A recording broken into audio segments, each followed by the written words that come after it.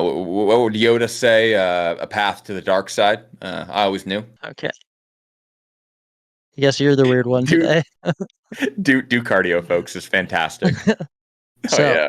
this was a good one. This is huge Ooh. because you're ready for this? What do you got? Does running destroy your knees? Uh, no. I'm gonna say no. But if you're using running as a standalone, I would imagine there would be continued wear and tear and fatigue. But I'm gonna go with no on that one. But I'm gonna be a little tentative about it.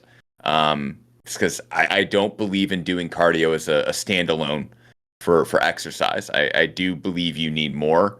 Is my personal recommendation, but I'm gonna say no. Cardio does not destroy your knees.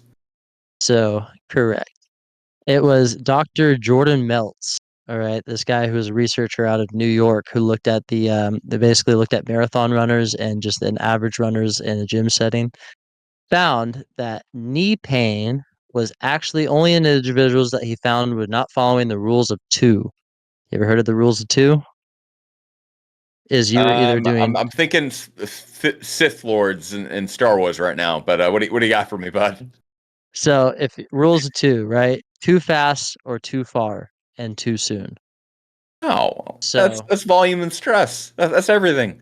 Always. exactly. So those who are training too aggressively, either doing it too fast, going too far, or doing it too soon in their training, were the ones that were most likely to have knee pain. And he went on to actually try to look at this in a research model around osteoporosis.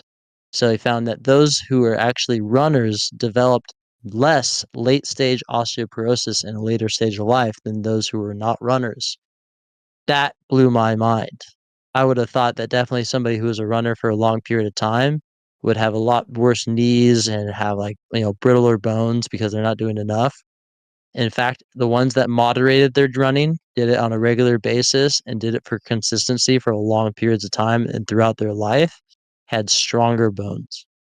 Oh yeah. I mean, it's you think about it as much as what endurance work we don't think of as weight bearing. It is.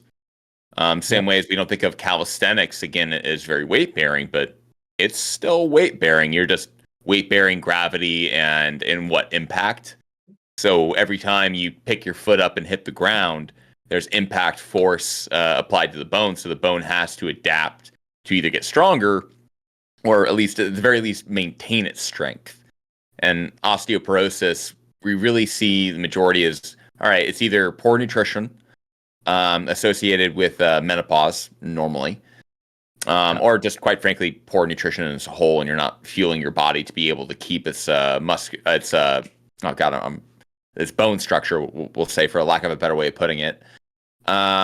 And then you see it from people just not doing weight bearing activities or not moving.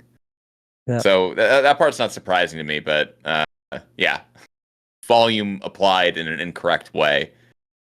That kills you with everything. I think. Yeah. Even with form, did they not find like somebody who was running with bad form, like didn't like as far as developing the bad knees, like as far as form correction, it was just like those if you're have bad form and you run and you do half a mile, that's great. That's your volume. That's great. You're not doing too much, you're not doing it too fast, you're not doing it too soon. So if you just follow the rules of twos, you're on a track to be able to run your whole life. Mm. It applies to cardio the same way it does to Sith Lords. So, all right, I can get on board with that. I always knew that there was a parallel, and also that they were both. What would Yoda say? A path to the dark side. I always knew.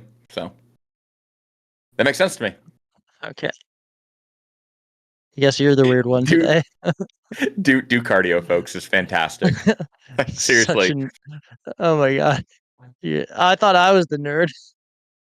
Oh my God, dude! There's anime posters behind me. Are you kidding me? It's true. He watches so much anime.